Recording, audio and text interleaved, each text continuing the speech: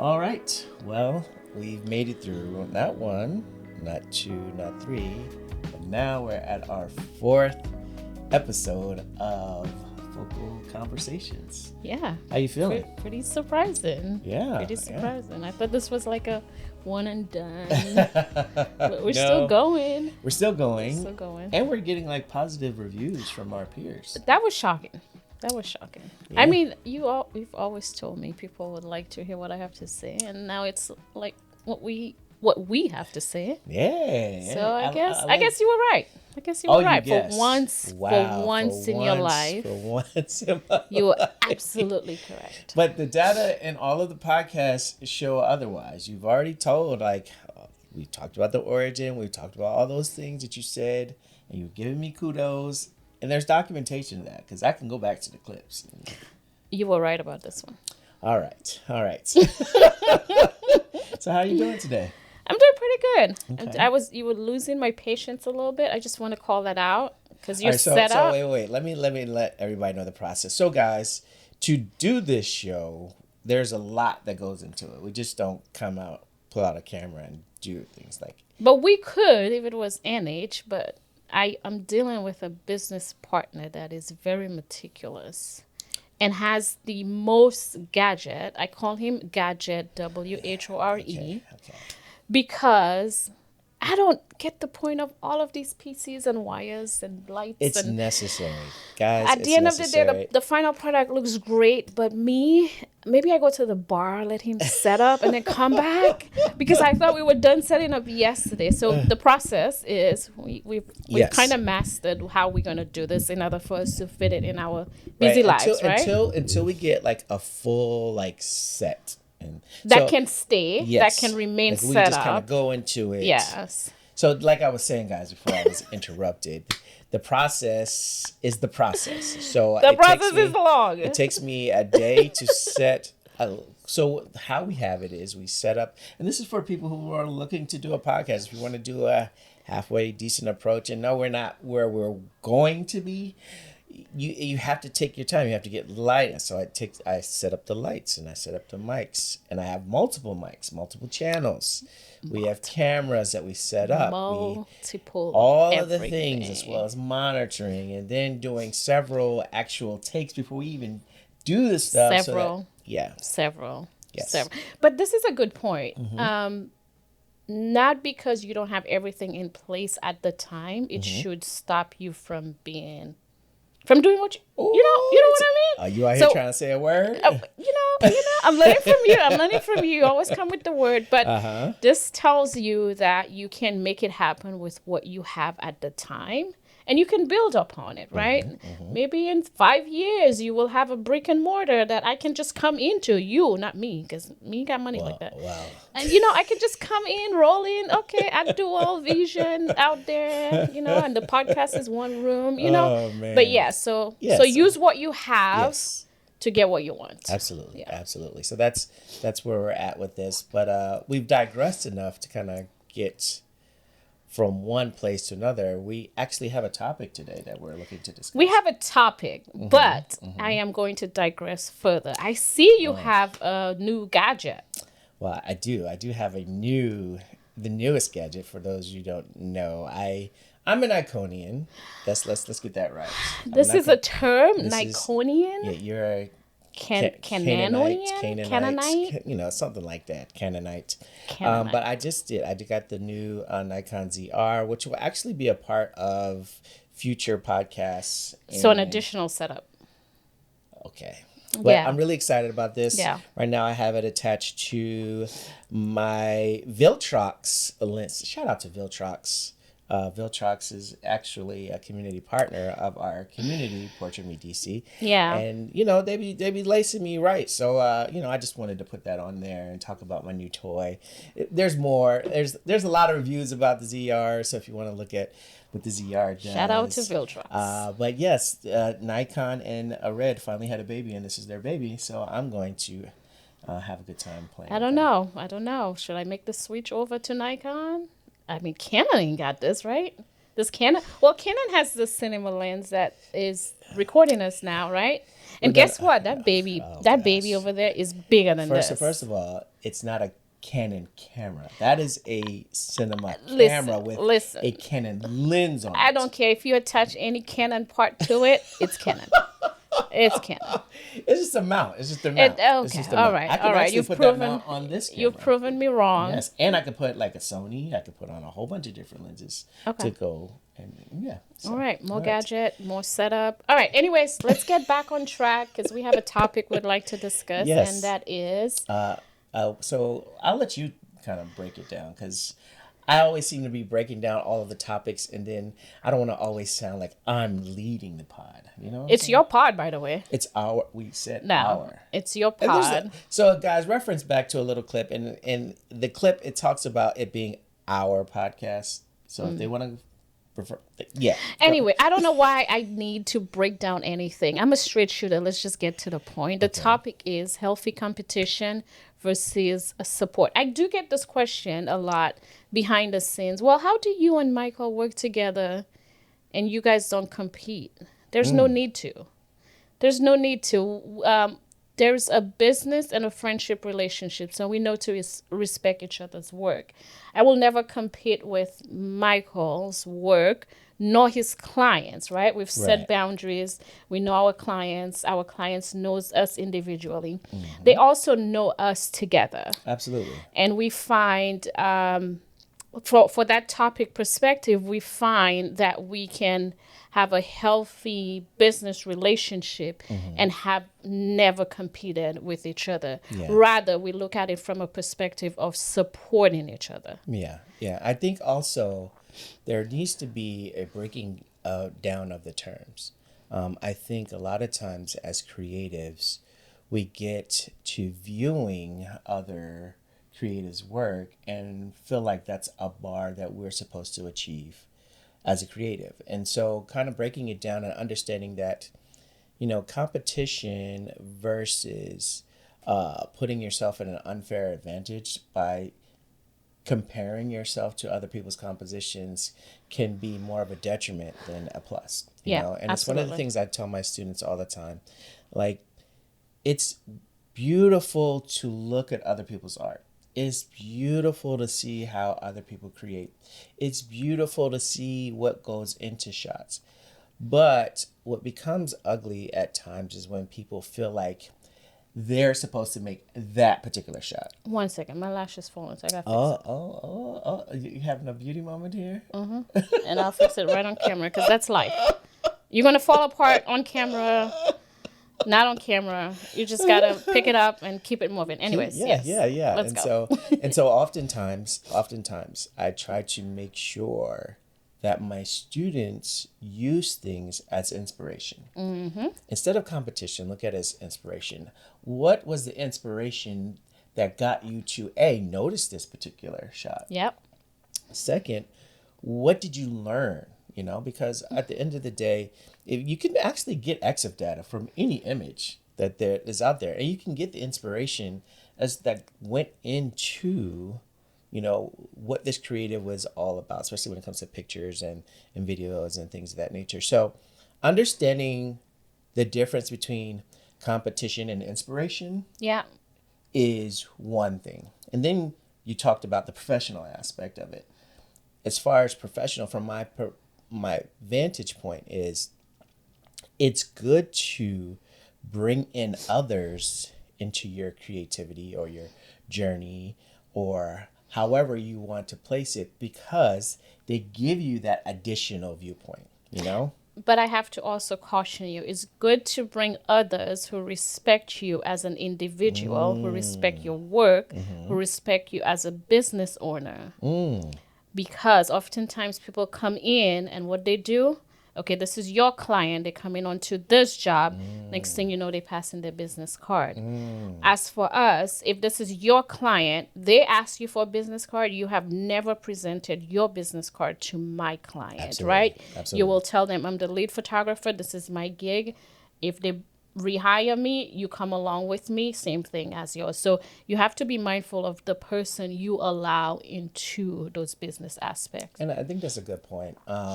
One of those intangibles where you see that a lot, or see lack of professionalism, or it's a combination of a lot of things, is when you're hiring a second shooter. And so when you are so the rules, the quote unquote rules slash not rules of hiring a second shooter is, hey, I'm hiring you to capture a point of view that I cannot do. Yep. But more so, it's an opportunity for you to give your professional expertise to the shots that we do. To the shots, to the client, to the business arrangement that we put in place. Exactly. Right? And so when you do that, a lot of times, sometimes there is the competition aspect that comes in to being a second shooter, where sometimes a second shooter feels like, oh, it's, I'm trying to get some of this too, so let me jump into here, let me share my business and things. I think a lot of times what doesn't happen is that there's not clear communication with the lead and the second as to what deliverables are, which can kind of cause that quasi competition. I think if you truly communicate with your second shooter, or you're communicating with those who lend themselves additionally to your projects, and then make sure that hey, I will make sure as a lead, I will make sure that you get some type of credit. Yeah. I will allow you to use certain images to help your business, and things of that nature. But when it comes to the client and the interactions of the client, those are my clients. Yep. Yep. And that needs to be respected. Exactly. Yeah, Exactly. yeah. So I think that's where you can see a fine example of something like that, where the competition. But I think, again, that lends itself to communication. It lends itself to communication, trust, and seeing the value in each other.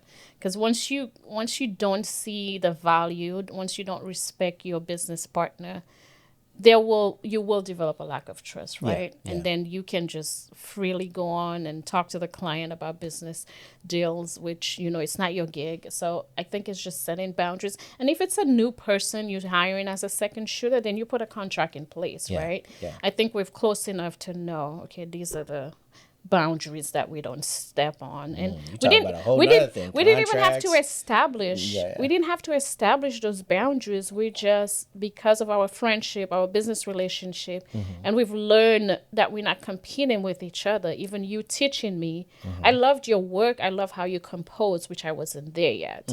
But you will never see my edits and your edits be the same thing. Right. Same, I mean, you give me feedback on my edits when I first started. Till today, if I ask you, you will. Right. But I'm not trying to copy every single thing you're doing. I found my own style Yeah. through you And teaching me. exactly. That was one of the things Right. that I said, hey, and this, and and this is something that I tell my students, and I tell people all the time. Teach people the creative way, but don't teach people to do what you're doing. You know Yes. what I'm saying? Yes. What happens is you have this emulation of style, and I think that's another intangible that causes competition to take place. Yeah. Because you're trying to master this person's style so much that it causes you to get into a frenzy of sorts. So like the one thing that I remember telling you is like, hey, find your own style. Like, Yeah. I'm gonna share this, but even when you edit, like I remember telling like, hey, this is how you do what you do. Yeah, yeah. You know? But I would also ask you, how did you get that from an editing perspective? You'll tell me, I will do it this way, right? And then I can try to apply it, but then I adjust it, right? So it's finding that balance and not copying, because your composition is going to matter in that shot, right? You compose differently. I compose differently. When we get to editing, it's not going to look the same. I can copy exactly what you did. My settings are different because well, I'm shooting Canon, you shoot a Nikon. Uh-huh. But I think when you give me feedback, you always, one of the things I like is you always point out, this is how I would do it. Or if I have an image and you see it's overly exposed, you're like, okay, your image is overly exposed. Try to take down the exposure X, Y, and Z. So, it's that providing support, but then when I take in the feedback, I'm not trying to do the same thing that you're doing. Yeah. And I also try to, I'm about to ask you a question, but I want to finish this thought. I also try to make sure that whenever I'm critiquing something, I don't critique it from, I would do this or I would do this. I would talk technically so it makes sense. Yeah. You're right. I'll talk about ISO. I'll talk about shadows. I'll talk about those things. So it's not like this is what Mike would do. This is just what the picture is lending itself so that okay, term wise, it's ISO or my highlights are below. So by using those different things, it's not, okay, the manifesto of Michael. It is the rules of composition and things of that nature. Yeah. But I have a question for you. A healthy question. Yeah, I don't know. And on this topic, do you believe that gatekeeping within the creative community causes a high level of unnecessary competition? Do I believe gatekeeping? So someone not wanting to share. Yes, and anger. Not just a high level of competition. It creates some tension between you and that person. Because look how we met, right? I asked you almost killed you. But I ask if you give classes, if you were gatekeeping, right? And you said, no, I don't give classes. And then now I'm following you. I'm seeing all what you're doing. Right. In the back of my head, I will always see you as you went ahead and touched my flash, put it up in the air. And then you just left it at that. Right. Mentally, I'm creating that tension. And I have to get my lick back. The lick back is coming. So for me, that's how I kind of go about things, right? So I think it does create that healthy competition, not unhealthy competition, because now you gatekeep. I'm going to try find another way to get it done, and possibly try to outbeat you in what you're doing. Yeah, I raised that question because... Is that what you asking me? Yeah, I raised that question like I need a shot. I raised that question because I also feel like it causes there to not be a better business practice across the board for professionals within the creative space. But I also have a question for you to challenge. Why, if it doesn't matter to me, I don't see it as gatekeeping. You have to matter to me. I think if we had formed a friendship and then you kind of stingy about your own thing, then I would feel some type of way. A complete stranger coming into the story, coming into my life, and I ask you to help me with something. And then you say no, oh, okay, be gone, be lost. Right. But if we have created that bond and that friendship, and we're looking to each other to do things, and you still gatekeeping, because you find that in the industry, you're working, you're giving so much of your time, and people will have concepts that they want to try for a whole nother person, but you here doing the labor for their business to thrive. This is when I get pissed off until I get my lick back, But so gatekeeping to me is if the person matters. If the person doesn't matter to me, I don't know you, those celebrities, photographers, I don't know you, you don't want to teach me, that's fine. Right. But if we have a level of relationship and you still feel the need to hide or not help and support me in something, right, then this creates a problem. So I mentioned this, to answer your question. Like I said, I feel like sometimes within the construct of setting up, we're talking about focal conversations from the standpoint of the journey of being a creative.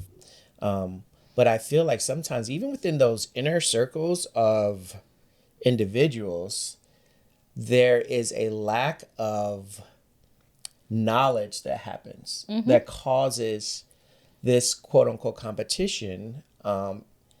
And I feel like it hurts the market of a creative. Yeah. Like when it comes to jobs, a lot of the number one question I'll say, the number one question that comes within a group or people coming together in a creative space is, well, how much should I charge for a gig?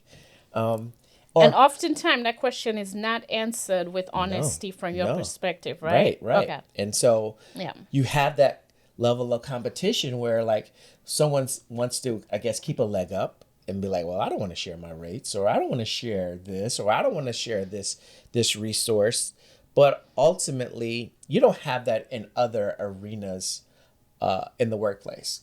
Yeah. A doctor, if you go to visit a doctor, it's a standard rate because insurances have to, they have to have a standardized. If you go to the dentist, it's a standardized rate. If you go to any other type of place, there's a standardized rate of professionalism. It's not gatekeeping. It's just what it is. Yeah. Right. So And you charge your value. Your value and my value could be different, right? We do business together. Our rates are not exactly the same. No. Absolutely. It's never been. You guided me on the foundation of how to price, right? Right. So I then take that. I was devaluing myself. You're like, girl, what you doing? But you know me, I do all things you on out my there, terms. and I do I've- things on my terms. As much as I push some of y'all, I do things on my terms. He kept telling me, it's like, okay, well, you think this is your worth, then this is your worth. But you gotta look at industry standard, look at the mileage, look at the time you spend, look at the equipment you use. And I finally got to a place where I was like, oh, holy crap, I'm out here putting hours. Sometimes you have to help me, and I leave there with zero profit. Yeah. Because the time I spent and what I got paid just kind of evens out. So, Right. I've had to evaluate, bring that price up, and if the client thinks you're worth it, the client will pay for it. Every client is not your client. I've had to say goodbye. But it's a matter of when that question comes up, just tell this is how, if I have a studio shoot, this is how I price it, right? Whatever that person takes and do with that, that's on them. But I Right. never shy away to tell you what my price is. Right. Yeah.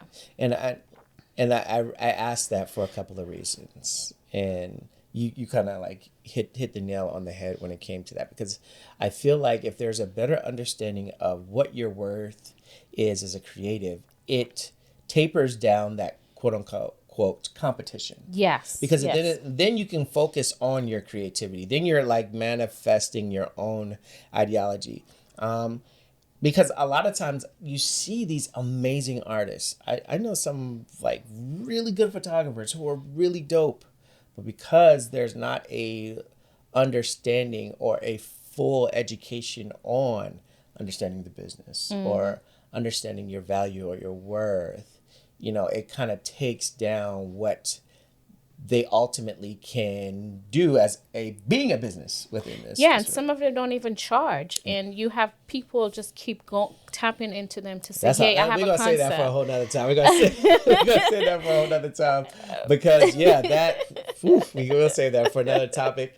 All right, we'll save this for another topic, but yeah. But to get back to our original point, healthy competition or understanding.